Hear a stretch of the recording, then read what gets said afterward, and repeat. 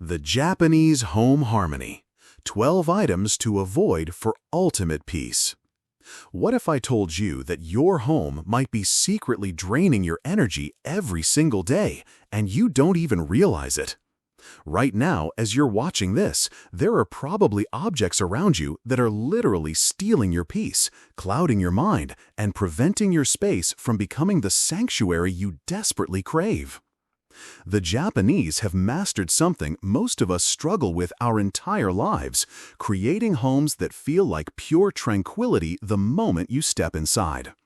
But here's the shocking truth. It's not about what they add to their spaces, it's about what they deliberately choose to keep out. Before we dive into these life-changing secrets, if you're ready to transform your home from chaotic to calm, hit that subscribe button right now and ring the notification bell. Trust me, by the end of this video, you'll want to bookmark every single tip I'm about to share. And if this resonates with you, smash that like button. It helps more people discover these ancient wisdom principles that can revolutionize any living space. Today, you're going to discover the 12 specific items that Japanese families systematically avoid keeping in their homes, and how these seemingly simple choices create profound shifts in mental clarity, emotional well-being, and overall life satisfaction.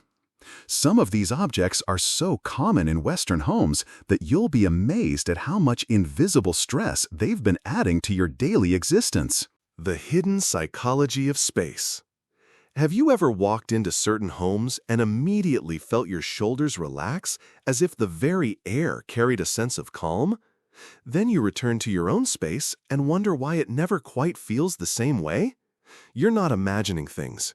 Your environment is constantly communicating with your subconscious mind, either supporting your well-being or subtly undermining it. Most people live surrounded by possessions they don't consciously notice anymore. Items that create mental static, block natural energy flow, and gradually build layers of psychological pollution. You might spend hours trying to organize and clean, yet something still feels off balance, incomplete, heavy. The Japanese approach to home harmony isn't just about minimalist aesthetics or trendy design principles. It's rooted in centuries of understanding how our surroundings directly influence our inner state. They possess an intuitive wisdom about what to embrace and, more importantly, what to release. This isn't about living in stark emptiness or following extreme lifestyle changes. It's about developing the discernment to recognize what truly serves your peace versus what merely occupies space. Throughout this exploration, you'll learn how each object in your home tells a story about your relationship with yourself, your past, and your future possibilities. Perhaps it's time to consciously rewrite that story, creating an environment that doesn't just look beautiful, but actively supports your highest well-being.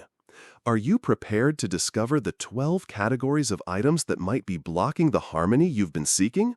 Let's begin this transformative journey together. Number 1. Yellowed and degraded plastic items, the energetic decay. You might think I'm being overly dramatic, but discolored, yellowed, or deteriorating plastic objects function as genuine energy vampires within your living space.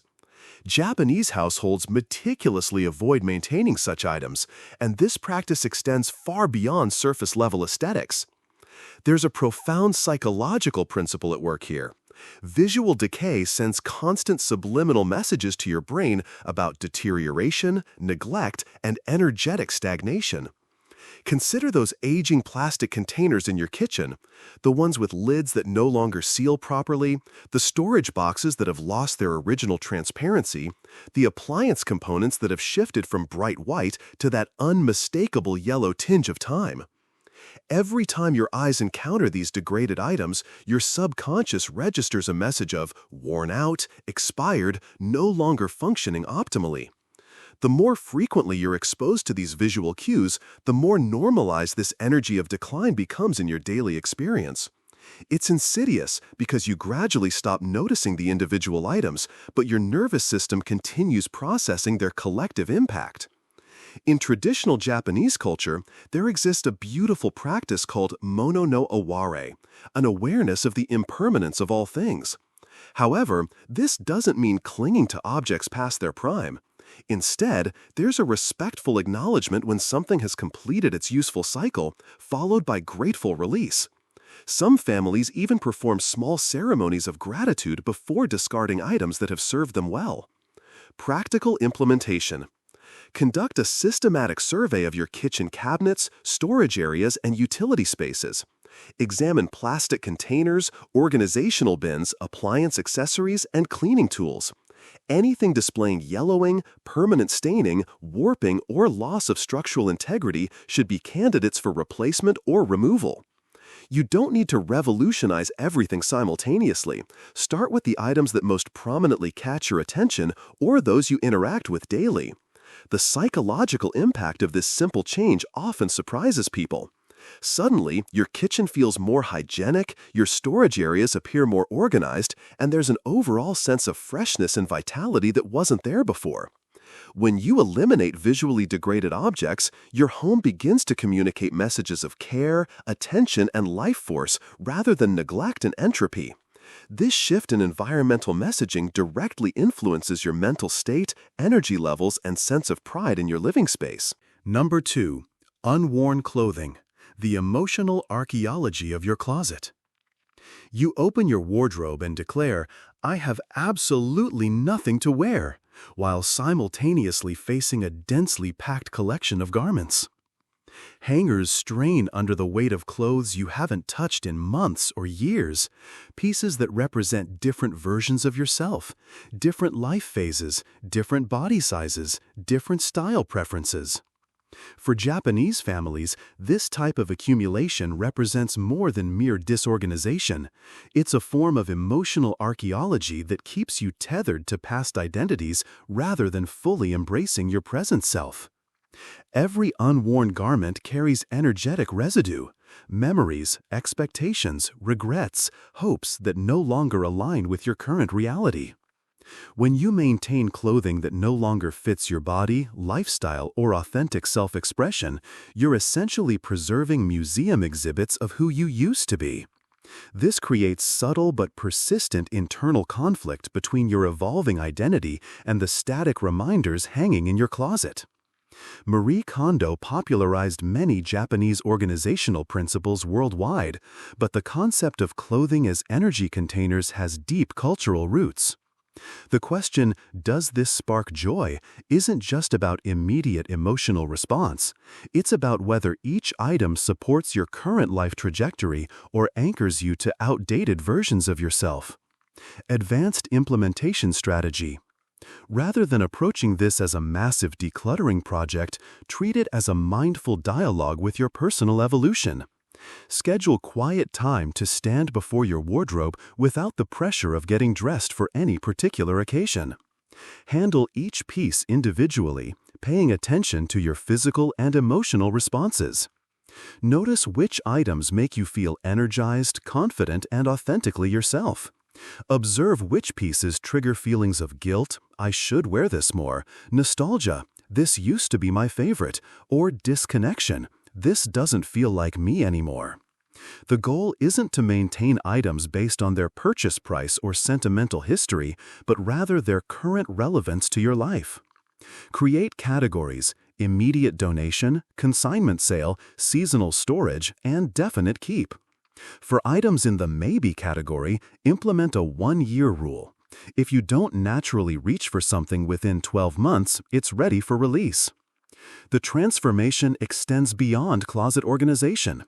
When your wardrobe contains only clothing that genuinely represents your current self, getting dressed becomes a daily affirmation rather than a source of decision fatigue or self-criticism.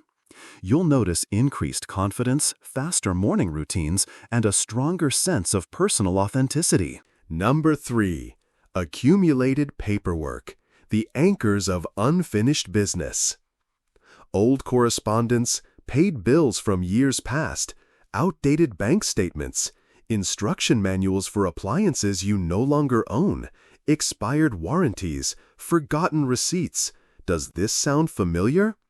That slowly expanding pile of papers, often hidden in drawers or relegated to "someday I'll sort through this" boxes, represents one of the most insidious forms of energetic stagnation. Japanese philosophy emphasizes the importance of present moment awareness and the natural flow of life. Accumulated paperwork functions as an anchor to past concerns, unfinished mental loops, and energetic residue from completed transactions or resolved situations.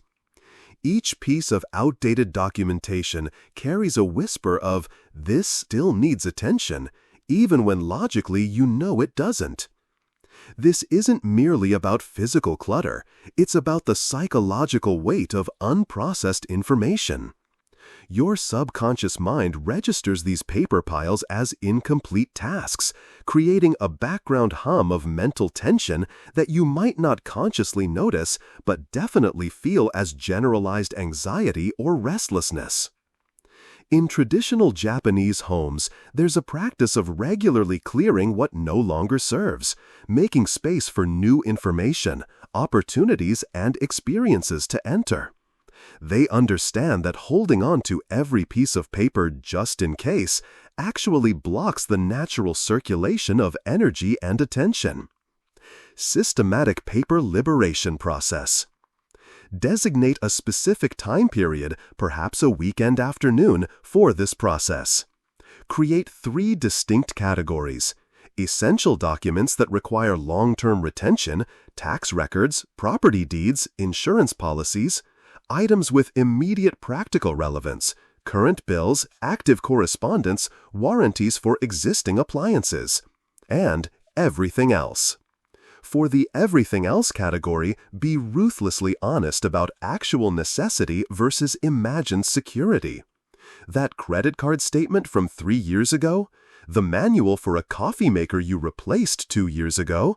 The promotional mailers you kept thinking you might reference someday? These items are creating energetic drag without providing genuine value. Invest in a simple filing system for truly important documents, and commit to processing new papers immediately rather than adding them to accumulation piles. The psychological relief of this process often surprises people. There's a genuine sensation of mental decluttering that accompanies the physical organization. When you release outdated paperwork, you're symbolically clearing space for new opportunities, fresh perspectives, and present moment clarity.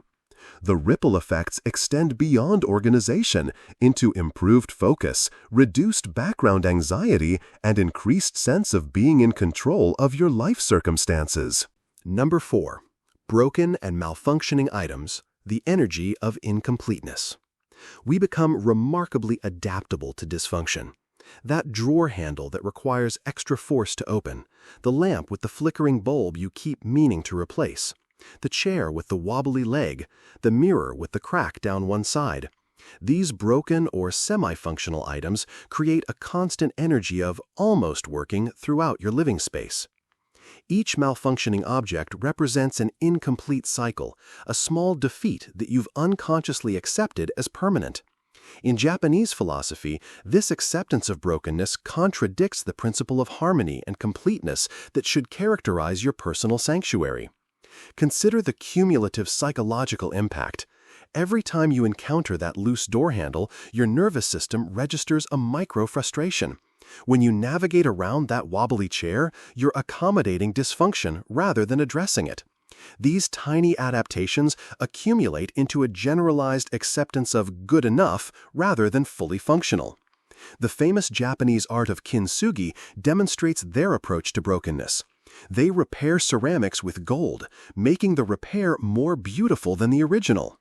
However, this is always done with the intention of restoration and renewal, never with acceptance of permanent dysfunction. Strategic repair and release protocol. Walk through your home with fresh eyes, specifically looking for items that require workarounds, adaptations, or special handling due to damage or malfunction. Create a comprehensive list without judgment, just honest observation of what isn't working optimally. For each broken item, make a clear decision. repair within a specific time frame, replace if economically sensible, or remove if no longer necessary. The key is decisive action rather than indefinite postponement. Set realistic deadlines, perhaps one repair project per week to avoid overwhelming yourself. Some items might surprise you with how little you miss them once removed. That decorative object that's been sitting in the corner because it's too damaged to display properly might simply be ready for release. The stack of books with torn covers that you never actually reference could be donated to make space for resources you actively use. The energetic shift from this process is immediately noticeable. Your home begins to feel more reliable, more supportive, more aligned with your desire for things to work smoothly. This environmental message of functionality and care influences your overall sense of efficacy and self-respect. If these insights are already shifting how you see your living space, take a moment to hit that like button and let me know in the comments which tip has resonated most strongly with you so far. Your engagement helps other people discover these transformative principles, and I love hearing about your personal breakthroughs as you implement these changes. Number 5. Meaningless decorative objects. The clutter of obligation. That picture frame you placed on the wall simply because the space looked empty. The decorative vase gifted by a relative that you've never particularly liked but kept out of politeness. The collection of objects that accumulated over time without conscious intention, filling surfaces and corners not because they bring joy or meaning, but because they fill space. Japanese aesthetic principles, particularly the concept of the purposeful use of negative space, challenge our Western tendency to fill every available surface. In traditional Japanese design, emptiness is not something to be remedied, but rather a crucial element that allows other objects to breathe and be truly appreciated. Keeping meaningless decorative items is equivalent to surrounding yourself with visual static, constant low-level input that your brain must process without receiving any meaningful reward. It's like having background noise playing constantly in your environment, gradually wearing down your mental clarity and emotional equilibrium. Every object in your visual field either contributes to your sense of beauty, meaning, and personal connection, or it dilutes the impact of items that do carry significance. When your space is filled with objects chosen by default rather than intention, your home stops telling your authentic story and instead becomes a collection of random visual elements. Intentional curation process. Examine each decorative object in your living space individually. Ask yourself specific questions. Does this item reflect something meaningful about who I am? Does it evoke positive emotions or memories? Does it contribute to the aesthetic atmosphere I want to create? Am I keeping this out of guilt, obligation, or simply habit? This isn't about creating a sparse or unwelcoming environment. It's about ensuring that everything present serves a purpose, whether aesthetic, emotional, or spiritual.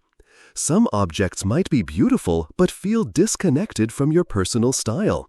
Others might have sentimental value but no longer align with your evolving taste.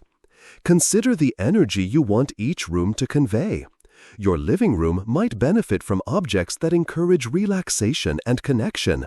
Your bedroom might call for items that promote tranquility and rest. Your workspace might need elements that inspire creativity and focus. Release items that don't actively contribute to these intentions. Donate gifts that never felt quite right. Store seasonal decorations when they're not in use, rather than leaving them as permanent fixtures. Choose to display fewer objects with greater intentionality rather than many objects with diluted impact. The result is a space that feels authentically yours, where every visual element has been consciously chosen and continues to serve your well-being. Walking through your home becomes a reinforcement of your values, preferences, and current life chapter rather than a navigation through accumulated randomness. Number 6. Outdoor shoes inside the home. Boundary dissolution. One of the most fundamental practices in Japanese households involves the complete separation between outdoor and indoor footwear, extending far beyond basic hygiene considerations. This ritual represents a profound energetic boundary between the external world of stress, pace, and public energy, and the internal sanctuary of rest, reflection, and personal renewal. Your shoes carry much more than visible dirt. They absorb the energetic residue of every environment you've encountered. Busy sidewalks filled with rushing pedestrians, public transportation with its concentrated anxiety, workplace tensions, commercial spaces with their artificial lighting and promotional pressures. When you bring these shoes directly into your living space, you're unknowingly importing all of this accumulated external energy. The traditional Japanese entryway, called genkan, creates a deliberate transition zone where the outside world is consciously left behind. This isn't just a practical arrangement. It's a psychological ritual that signals to your nervous system that you're entering a different mode of being. Creating sacred boundaries. Establish a designated area immediately inside your entrance specifically for shoe removal and storage. This doesn't require expensive renovations. A simple shoe rack, attractive basket, or even a decorative tray can serve this purpose effectively. Invest in comfortable house slippers or socks designated exclusively for indoor use. The physical act of changing footwear becomes a mindfulness practice, a moment of transition between your public and private selves. Your body and mind begin to associate this ritual with relaxation, presence, and coming home to yourself. Over time, you'll notice how this practice transforms your relationship with your living space. The floor stays significantly cleaner with less effort, reducing both visible dirt and the invisible bacteria, toxins, and allergens that outdoor shoes inevitably track inside. More importantly, this boundary-setting practice helps reinforce healthy psychological limits. Your home becomes truly distinct from the outside world, not just a place where you sleep and store your belongings, but a sanctuary where different rules apply, where your nervous system can genuinely rest. Many people report that this simple change dramatically improves their ability to relax upon arriving home. The shoe-changing ritual becomes a signal to release the day's stresses and transition into a more peaceful, present state of mind. Number 7. Exposed cables and wire chaos. Visual pollution. The tangle of charging cables behind your desk, extension cords snaking across floors, the mass of wires visible behind your entertainment center. These seemingly mundane elements create a form of visual pollution that constantly signals chaos to your subconscious mind. Even when you've grown accustomed to seeing these wire configurations, your brain continues processing them as visual disorder. This creates a subtle but persistent background noise in your mental environment, undermining the sense of calm and organization you're trying to cultivate. Japanese design principles emphasize the importance of clean lines, uncluttered surfaces, and visual harmony. Exposed cables violate these principles not just aesthetically, but energetically. They represent the mechanical, technological aspects of modern life intruding into spaces meant for rest and renewal. Wire management transformation. Begin with the most visually prominent cable situations, typically around televisions, computer workstations, and charging areas. Simple solutions like cable organizers, adhesive cord channels, or decorative boxes to hide power strips can dramatically improve the visual calm of these spaces. Consider consolidating charging stations into designated areas, rather than having cables and adapters scattered throughout your home.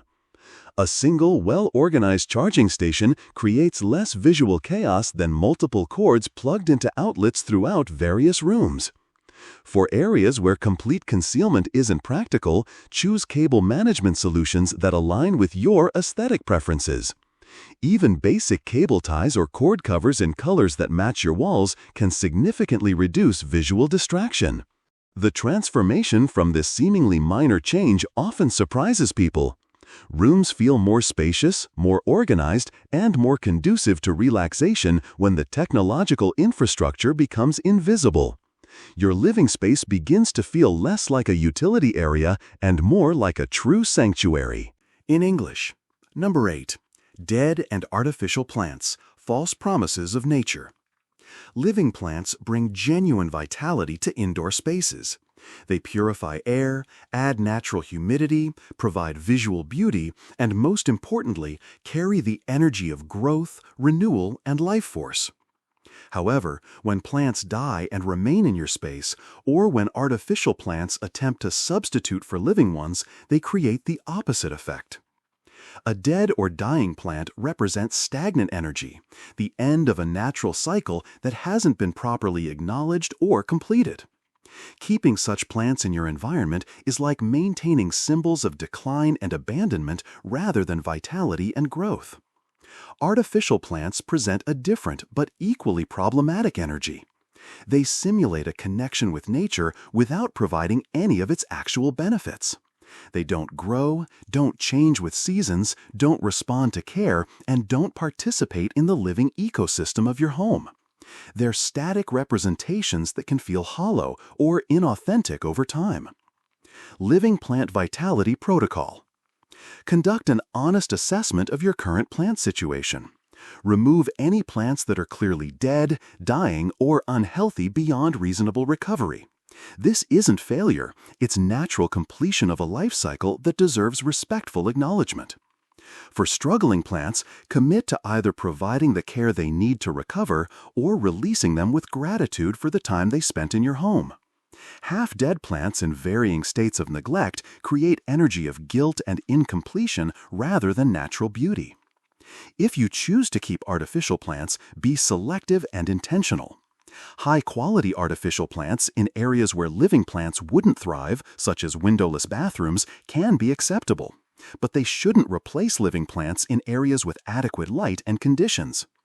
Consider starting small with low-maintenance living plants rather than attempting elaborate plant collections that might become overwhelming. A few thriving plants create more positive energy than many struggling ones. The presence of healthy, well-cared-for plants changes the entire atmosphere of your home. They add life, color, natural fragrance, and a sense of nurturing that artificial alternatives simply cannot provide. Number 9. Objects connected to painful memories, emotional anchors. Everyone has them. That box in the back of the closet filled with letters from a relationship that ended badly, photographs from difficult periods, gifts from people who hurt you, or items that remind you of losses, failures, or traumatic experiences.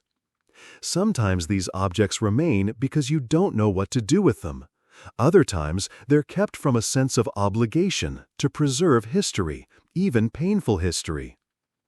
Japanese philosophy treats the home as a sacred space where the spirit must rest, regenerate, and find peace.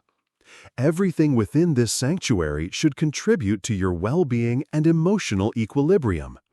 Maintaining objects that consistently trigger painful emotions or traumatic memories contradicts this principle of the home as a healing environment. This doesn't mean erasing your entire history or pretending difficult experiences never happened. It means consciously choosing what deserves ongoing presence in your daily environment versus what can be honored through memory without requiring physical representation. Conscious memory curation. Approach this process with great gentleness and self-compassion. Choose a time when you feel emotionally stable and supported. You might want to have a trusted friend available or plan nurturing self-care afterward. Examine objects connected to difficult memories and ask yourself, does keeping this item serve my current well-being? Am I holding on to this from fear of forgetting, from guilt, or from genuine positive connection? How does encountering this object regularly affect my emotional state? Some items might be ready for complete release, donation, disposal, or transformation into something new. Others might be better stored away from daily view, but kept for their historical significance. Still others might be ready for ceremonial release, burning letters, burying symbolic objects, or returning items to their origins. The goal isn't emotional avoidance, but rather conscious choice about what influences your daily environment. Your home should be a place where you can heal, grow, and look toward the future, rather than a museum of past difficulties. Number 10. Dark and poorly illuminated spaces. Energy stagnation zones. Lighting profoundly influences mood, energy levels, and overall sense of well-being. Consistently dark or poorly lit areas within your home create pockets of stagnant energy, where life feels muted, enthusiasm diminishes, and depression can take hold more easily. Japanese architecture traditionally maximizes natural light through large windows, light-colored interior surfaces, and strategic use of mirrors and reflective materials. When natural light isn't available, they carefully select artificial lighting that mimics the warm, gentle quality of dawn or dusk, times of natural transition that promote balance and calm. Dark corners, rooms with burnt-out bulbs, areas with harsh fluorescent lighting, or spaces that never receive adequate illumination become places you unconsciously avoid. They feel unwelcoming, uninspiring, and energetically dead. Illumination Transformation Strategy. Identify the darkest, most avoided areas of your home. These might be hallways, storage rooms, basements, or corners that never receive natural light. Often these become dumping grounds for forgotten objects or spaces you simply don't enjoy spending time in. Replace burnt-out bulbs immediately rather than adapting to reduced lighting. Invest in warm-toned LED bulbs that provide adequate brightness without harsh glare. Consider adding table lamps, floor lamps, or string lights to create ambient lighting in previously dark areas. Use mirrors strategically to reflect and amplify existing light sources. Light-colored paint on walls can dramatically brighten spaces without electrical changes. Sometimes simply rearranging furniture to allow better light circulation can transform the energy of an entire room. Pay attention to the quality of light, not just quantity. Harsh, cold lighting can be as problematic as insufficient lighting. The goal is creating illumination that feels welcoming, warm, and life-enhancing. Well-lit homes feel more spacious, more inviting, and more conducive to all activities, from practical tasks to relaxation and creativity. Light literally brings life energy into your space, and this energy affects your mood, motivation, and overall well-being. Number 11. Excessive digital devices and screen proliferation. While not traditionally part of ancient Japanese wisdom, the modern proliferation of screens, digital devices, and electronic entertainment has created new forms of energetic pollution that disrupt the tranquil atmosphere essential for genuine rest and renewal. Multiple televisions, computers, tablets, gaming systems, and smart devices create constant electromagnetic fields, visual stimulation, and psychological pressure to stay connected, entertained, or productive. Even when turned off, these devices maintain a presence that can feel overwhelming in spaces meant for relaxation. Digital minimalism for home harmony. Evaluate whether each digital device truly serves your well-being or simply provides distraction from discomfort. Consider designating certain rooms as technology-free zones, particularly bedrooms and dining areas where human connection and rest should take priority. Consolidate entertainment systems rather than having screens in every room. Create designated spaces for technology use rather than allowing devices to spread throughout your living areas. This helps maintain boundaries between active engagement with technology and passive relaxation. Consider the visual impact of screens and devices on your living space's aesthetic. Large black rectangles mounted on walls can dominate room energy even when not in use. Sometimes repositioning or concealing devices when not in use can significantly improve the calm atmosphere of your home. Number 12. Excessive seasonal decorations and holiday clutter. The tendency to accumulate seasonal decorations, holiday-specific items, and celebration paraphernalia that spends most of the year in storage can create hidden energetic weight in your home. These items often multiply over years without conscious curation, leading to overwhelming storage requirements and decision fatigue when seasonal transitions arrive. Seasonal mindfulness practice. Before each holiday or seasonal transition, consciously choose decorations that genuinely enhance your celebration rather than automatically deploying everything you own. Quality and meaningfulness matter more than quantity and coverage. Regularly evaluate stored seasonal items. Release decorations that no longer feel relevant to your current aesthetic preferences or family traditions. Broken, faded, or outdated seasonal items can be replaced with fewer, higher-quality alternatives. Consider creating seasonal decoration systems that integrate with your year-round decor rather than completely transforming your space multiple times annually. This reduces storage needs and creates more harmonious transitions between seasons. The transformation begins now. Now that you've discovered these 12 categories of items that can block harmony in your living space, something within your perspective has likely shifted. You might be looking at your home with completely different eyes, noticing things that previously remained invisible, but were constantly affecting your sense of peace and well-being. This isn't about pursuing perfection or adhering to rigid rules. It's about developing conscious awareness of how your environment influences your inner state, and making intentional choices that support your highest well-being rather than unconsciously accepting whatever has accumulated over time. The small details, an exposed wire here, a broken handle there, a yellowed container in the corner, create subtle but persistent background noise in your daily experience. When you begin releasing what no longer serves and addressing what needs attention, you're not just organizing objects. You're reclaiming your power to create an environment that actively supports your peace, creativity, and joy. Your Transformation Challenge.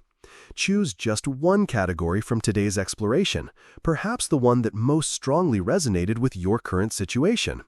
Commit to addressing this single area within the next 24 hours. Notice how this small change affects your feelings about your space, your energy levels, and your sense of empowerment. After implementing that first change, observe the shift for a few days, then choose another category to address. This gradual approach prevents overwhelm while allowing you to truly appreciate the cumulative impact of each modification. Remember, peace isn't something you purchase or achieve through dramatic renovations. It's cultivated through consistent, conscious choices about what you allow into your environment and what you're willing to release. Your home doesn't need to be perfect, but it can become increasingly aligned with who you are and who you're becoming. Which of these 12 categories has opened your eyes to something you need to address in your own home? I'd love to hear about your insights and transformations in the comments below. Your experiences might inspire others who are on their own journey toward creating more harmonious living spaces. If this video has shifted your perspective on home harmony, please share it with someone who would benefit from these insights.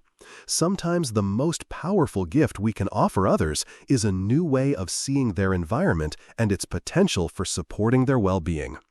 Don't forget to subscribe and hit that notification bell for more content exploring the intersection of ancient wisdom and modern living. Every week, I share new strategies for creating homes that don't just look beautiful, but actively contribute to your peace, clarity, and life satisfaction. Your home is waiting to become the sanctuary you've always dreamed of. The transformation begins with a single conscious choice, made with love and intention for your own well-being. Chat controls, Sonnet 4.